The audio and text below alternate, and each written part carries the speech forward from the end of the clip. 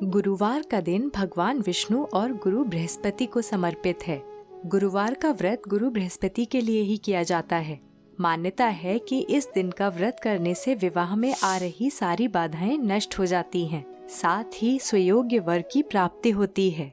नमस्कार दोस्तों, the divine tales में आपका स्वागत है। आज हम बात करेंगे गुरुवार व्रत की। यह व्रत क्यों रखा जाता है, इसकी कथा क्या है और इस व्रत को किस प्रकार रखना चाहिए, ये सब जानकारी आपको इस वीडियो के माध्यम से मिलेगी। तो आइए सबसे पहले जानते हैं बृहस्पतिवार की कथा। एक समय की बात है, एक गांव में एक साहूकार रहते थे। उनके घर में बहुत सी धन संपत्ति थी। साहूकार बहुत बड़े दयालु थे, साथ ही वो दानी और धार्मिक स्वभाव के थे। वे बहुत दान पुण्य करते थे और जो भी उनके द्वार पर सहायता के लिए आता था उसे कभी भी निराश नहीं करते थे। वहीं उनकी पत्नी बहुत कंजूस थी। वो साधुओं को भी दान नहीं देती थी। इतना ही नहीं, वो साहूकार को भी किसी को भी पैसे देने से मना करती थी। एक बार साहूकार किसी कार्यवश बाहर गए हुए थे। तब एक साधु उनके घर पधारे और भिक्षा मांगने लगे। घर में केवल साहूकार की पत्नी ही थी। वो उस समय अपने घर को लीप रही थी। उसने साधु से कहा कि हे साधु बाबा, मैं अभी अपना घर लीप रही हूँ, अभी आपको कुछ नहीं दे सकती, आप बाद में आइएगा। साधु चले गए। कुछ दिन पश्चात साधु पुनः उसके घर पधारे और भिक्षा मांगने लगे। इस बार साहूकार की पत्नी ने कहा, मैं अभी अपने पुत्र को भोजन करा रही हूँ, मेरे पास बिल्कुल भी समय नहीं है, अभी मैं आपको भिक्षा नहीं दे सकती, आप कृपा करके किसी और समय आइएगा। महात्मा फिर से बिना कुछ लिए ही लौट गए और कुछ दिन पश्चात फिर से उसके द्वार पर आए और इस बार भी साहूकार की पत्नी ने कुछ बहाना बनाया। उसने कहा, मैं बहुत व्यस्त हूँ, आपको भिक्षा नहीं दे सकती। तब साधु ने कहा कि यदि तुम्हें प्रतिदिन और प्रति क्षण का अवकाश मिल जाए, तुम्हारे पास कुछ भी करने को ना हो, तब क्या तुम मुझे दान दे दोगी? साहूकार की पत्नी ने कहा, जी महाराज, यदि मुझे हर समय का अवकाश मिल जाए तो बहुत कृपा होगी। तब साधु ने कहा कि ठीक है, जैसा मैं कहूँ वैसा ही करना। साधु ने कहा कि तुम हर बृहस्पतिवार दिन निकलने के बाद उठो, फिर घर में झाड़ू लगाकर कूड़ा एक ही कोने में इकट्ठा कर दो, उसे बाहर मत फेंको, घर में चौका आदि भी मत लगाओ। भोजन बनाने के पश्चात भोजन चूल्हे के पीछे रखो। साहूकार से कहो कि हर बृहस्पतिवार हजामत बनवाएं। इस दिन पीले वस्त्र भूलकर भी मत धारण करो। संध्या में अंधकार होने के बाद ही दीप प्रज्वलित करो। बृहस्पति के दिन कोई पीले रंग का भोजन भी मत ग्रहण करो। यह सब करने से तुम बिल्कुल भी घर के कार्यों में व्यस्त नहीं रहोगी, तुम्हारे पास समय ही समय होगा। जैसा साधु ने कहा, साहूकार की पत्नी ने बिल्कुल वैसा ही किया। कुछ बृहस्पति बीतने के बाद उसके घर से धन और संपत्ति सब चले गए, यहाँ तक कि एक एक अन्न के दाने के लिए भी वे तरसने लगे। कुछ दिन पश्चात साधु पुनः पधारे।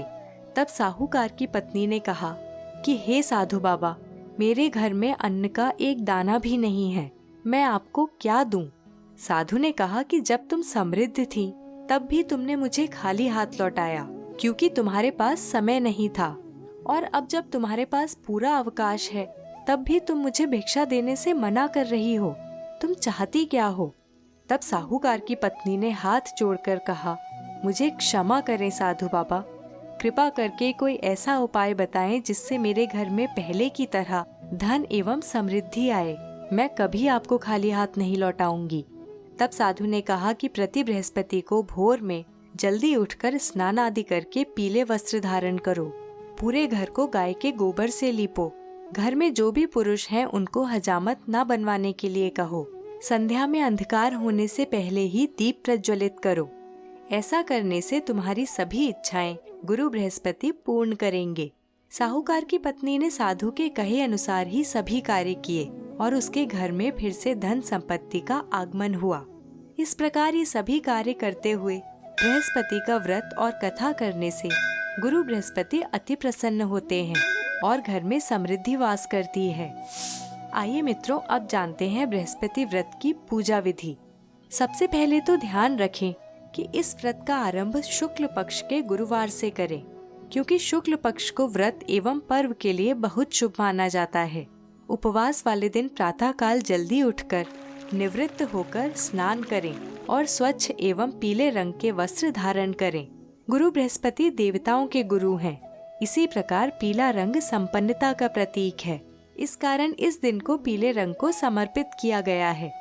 पीले वस्त्र धारण करने के पश्चात घर में पूजा घर या केले के पेड़ के नीचे भगवान विष्णु की प्रतिमा अथवा चित्र रखकर श्री नारायण को प्रणाम करें और भगवान के सामने घी का दीप प्रज्वलित करें। भगवान को तिलक एवं चावल लगाएं। तिलक के लिए आप हल्दी या केसर प्रयोग कर सकते हैं। अब उन्हें कोई नया पीले रंग का वस्त्र अर्पित करें। एक कलश में जल भरकर इसमें हल्दी डालकर पूजा के स्थान पर रख दें।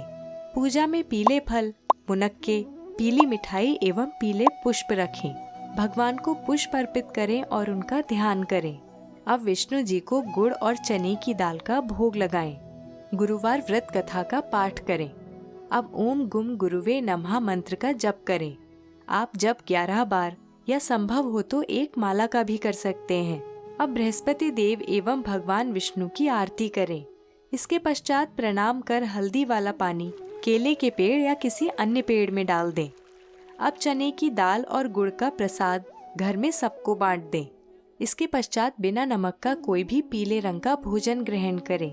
गुरुवार व्रत में एक ही बार भोजन किया जाता है। यदि आप भोजन नहीं करना चाहें तो केवल पीले फल अथवा मिठाई ग्रहण करके भी व्रत पूर्ण कर सकते हैं।